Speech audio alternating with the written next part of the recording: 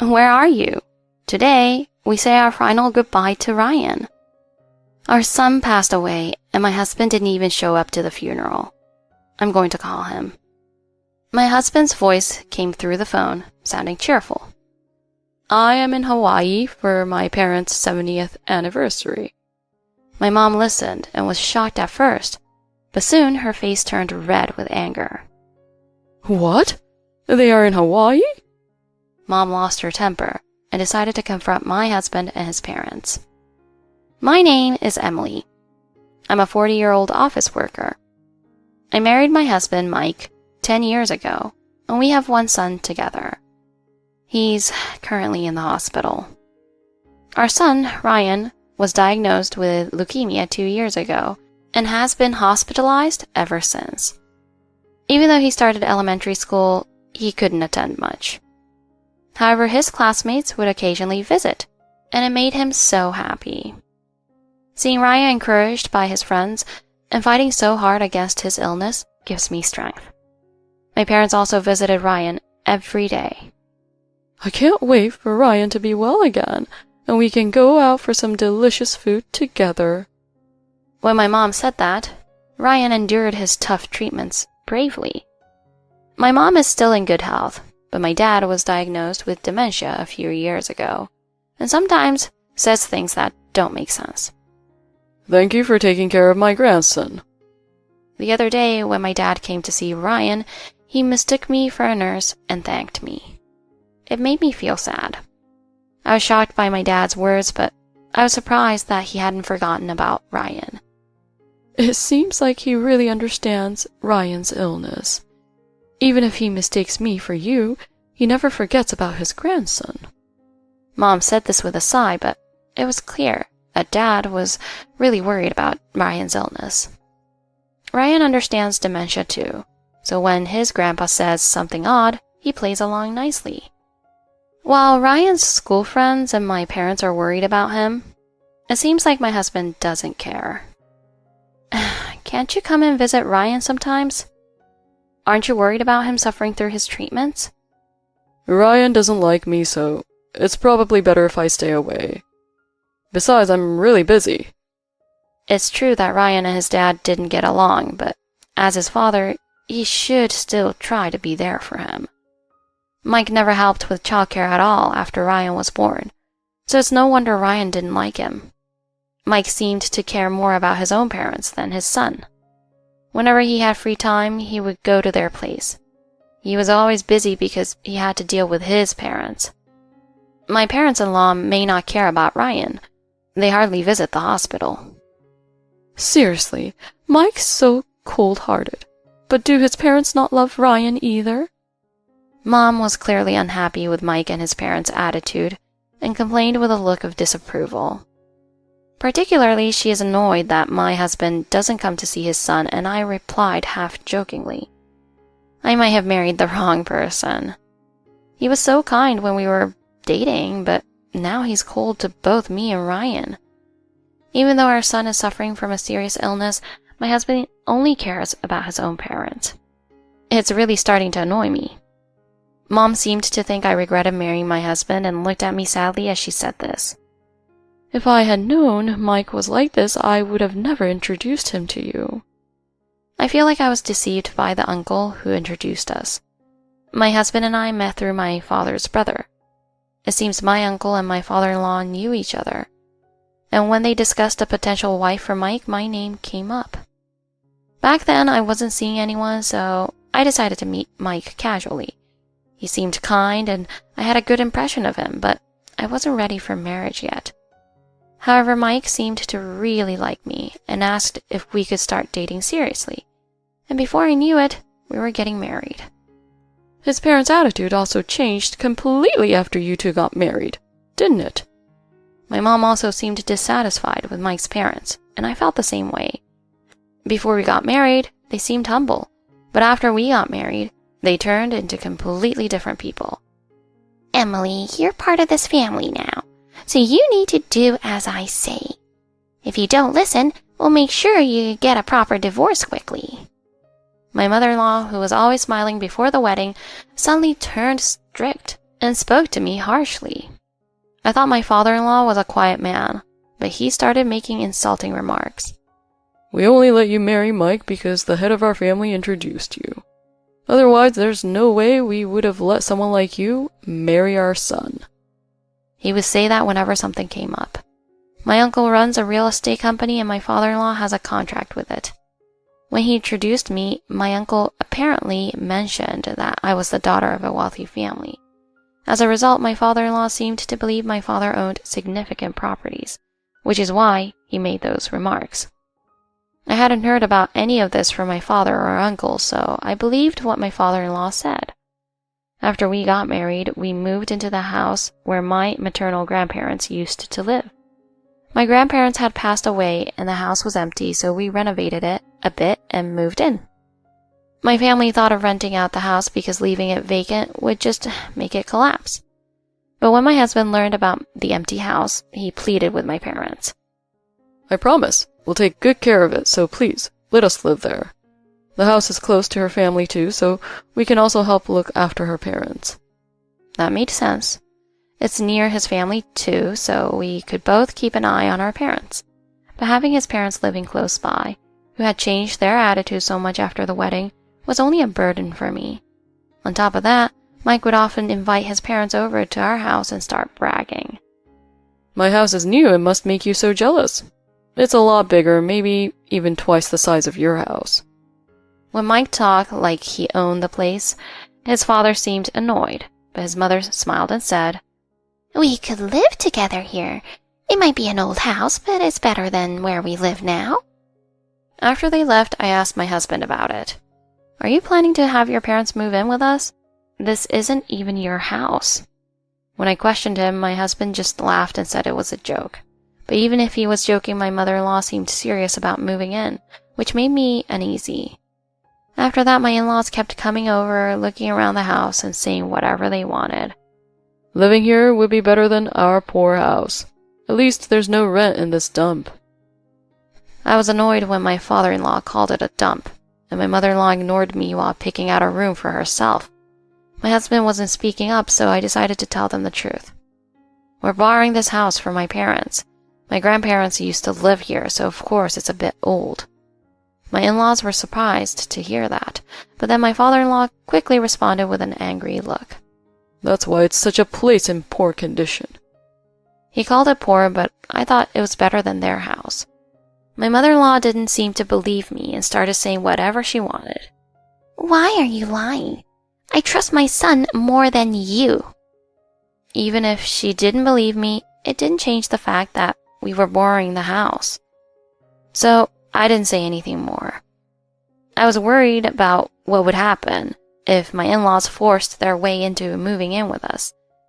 But when I found out I was pregnant, the whole conversation about them moving in disappeared. Maybe they realized they'd have to help take care of the baby if they lived with us, because my in-laws suddenly became quiet. "Emily's parents should take care of the baby. They live nearby, so I won't have to do it." I never asked her to help with the baby, but she said that anyway. Since we lived close to my parents and my in-laws, I couldn't stop thinking she really didn't want to take care of the baby. I wondered how they could not be excited about their first grandchild. But when I told my mom what my mother-in-law said, she just laughed. "Leave the babysitting to me. You don't need to ask someone who doesn't want to take care of a sweet grandchild." I thought my mom was right, and planned to ask for help once the baby was born.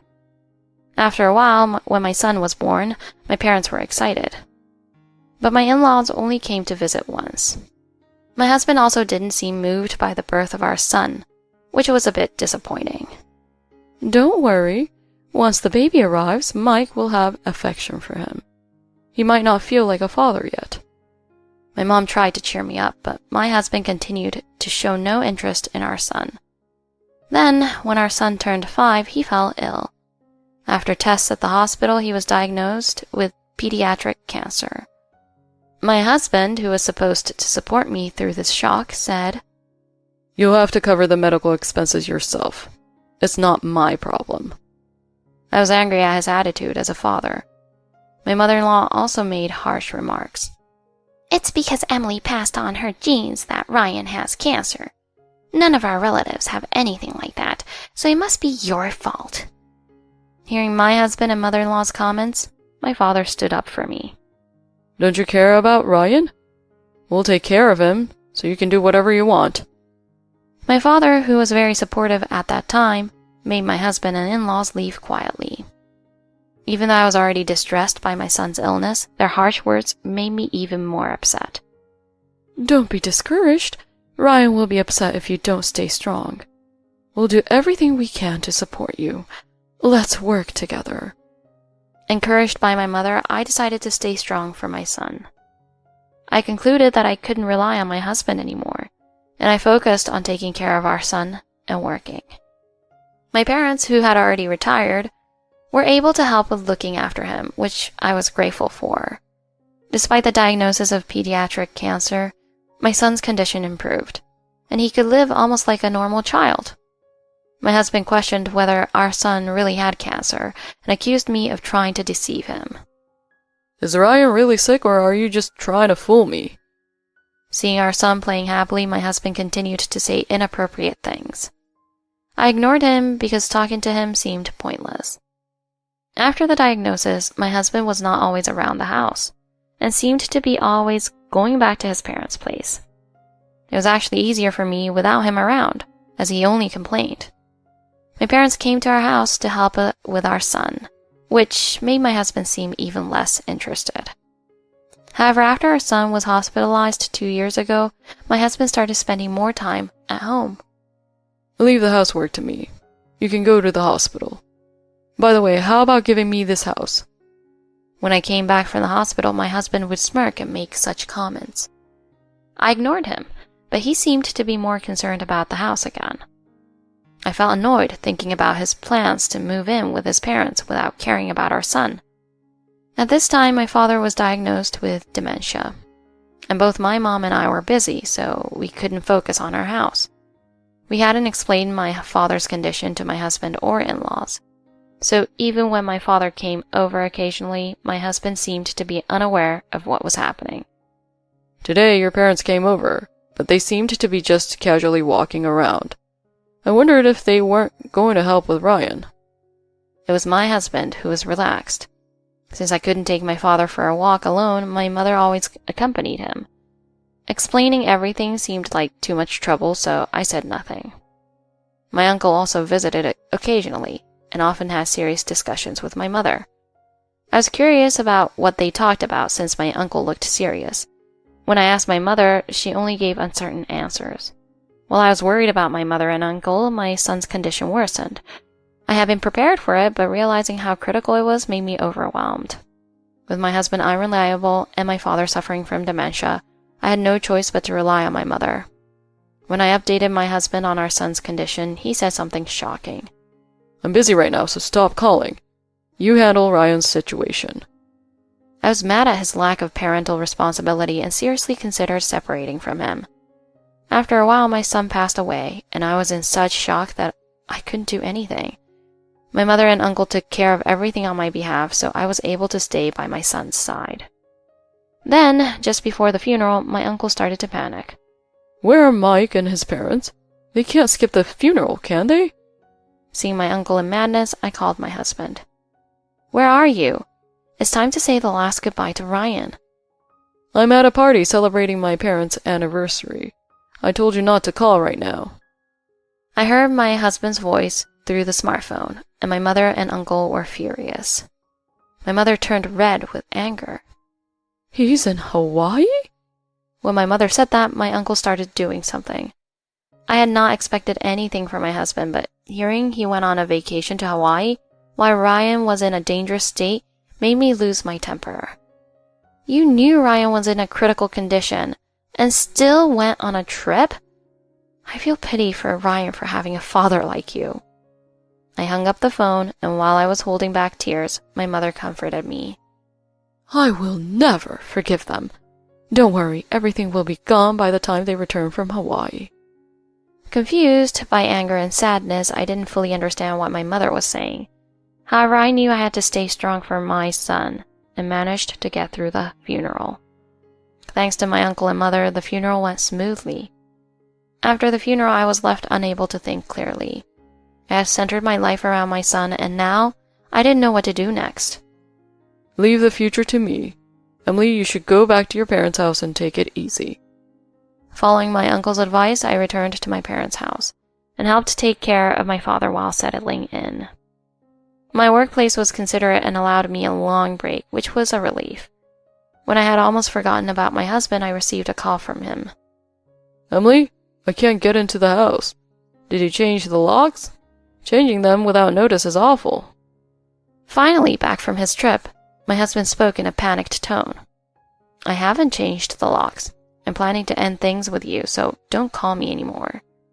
After I said that, I immediately hung up. But after a while, my husband called again. My parents' house has been demolished. What's going on? There's even a land for sale sign up.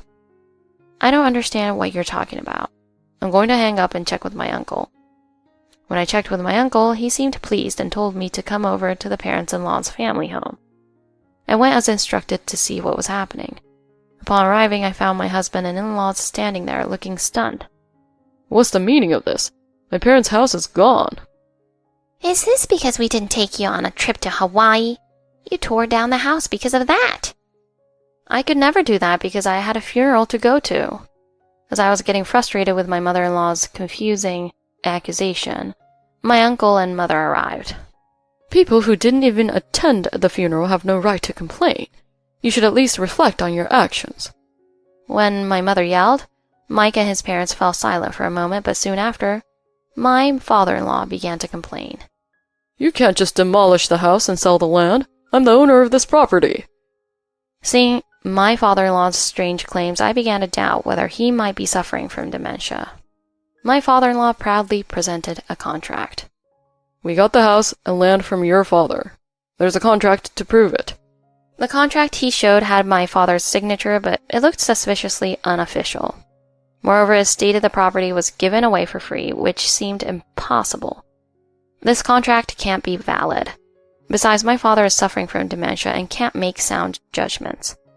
John and his parents insisted the contract was valid, claiming they didn't know about my father's dementia. This land is registered under my name, so he cannot sign the contract. You knew my husband was suffering from dementia and forced him to sign the contract, didn't you? I was shocked by my mother's words, but Mike and his parents were even more unsettled. As my father-in-law refused to believe my mother, my uncle showed everyone the land's details and lease agreement. The land and the building both belonged to Emily's mother.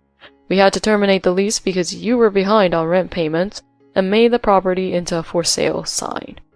It's been quite a while, and despite us repeatedly trying to arrange meetings, you ignored us. We were left with no choice but to take legal action. When my uncle said this, Mike's parents stared at the documents in silence. Were you behind on rent? Why didn't you pay? My father-in-law said, I thought it was fine since we became relatives with her uncle. But confused, my mother-in-law started to say the truth. Actually, we were planning to deceive your father into giving us the land, so there was no need to pay the rent. I was shocked by the late payment for the rent, but I got angry to know that they had planned to deceive my father from the start. My anger grew as I almost opened my mouth to protest. At that moment, Mike pulled out a contract and, looking regretful, asked my mother, Is the house we live in also yours? Does that mean this contract is meaningless too? The contract Mike was holding had my father's signature, just like the previous one. Mike seemed to have misunderstood, thinking that our home was also my father's and had created a fake contract. It's ridiculous that they tried to deceive us without even checking who owned the land. I'm glad we found out in time. My mother said with a look of astonishment, while Mike and his parents were shaking with anger. My mother explained that her father was a significant landowner in the area, including around their home, which shocked me and Mike. Suddenly, a young woman appeared. Please pay for the travel expenses I paid. When will the life insurance for your late son be paid out? Seeing the woman, Mike panicked. The uncle grinned and said, Even after your son's death, you brought your mistress to Hawaii. You're quite something. We've investigated everything. I was once again surprised, but quickly realized that the woman was Mike's mistress.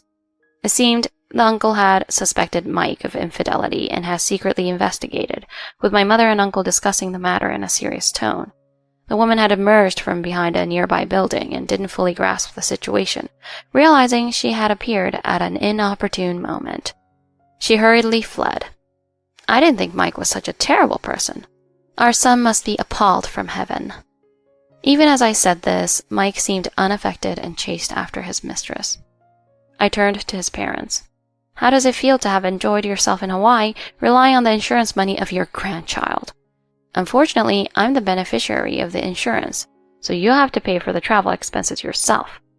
Unable to retort, Mike's parents hurriedly left. After the funeral, I realized that my mother had meant to completely remove Mike and his parents from our lives. Following this, I divorced Mike and filed for alimony. It turns out my ex-husband had been cheating for 2 years, and he planned to leave me after our son passed away. He thought that once our son was gone, he wouldn't have to pay child support or deal with any responsibilities, and he would benefit from the life insurance. He confessed his infidelity to my in-laws and even took them on a trip to Hawaii.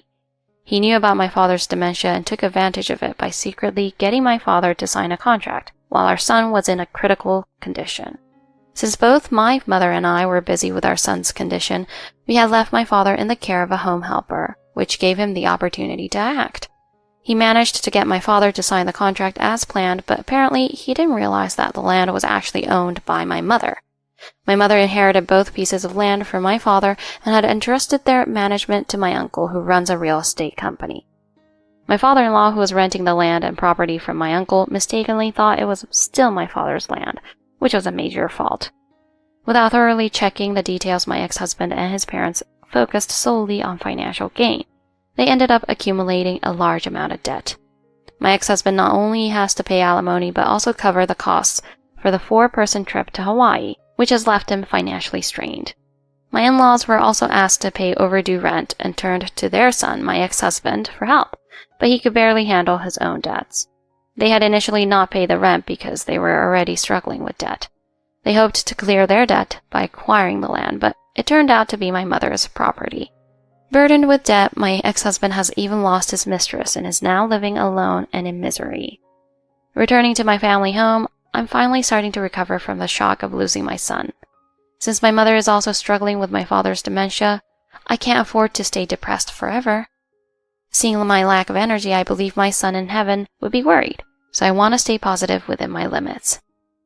My father sometimes says strange things, like today he mentioned, Ryan is visiting and running around happily. I was taken aback by his words, but maybe my father can still see my son.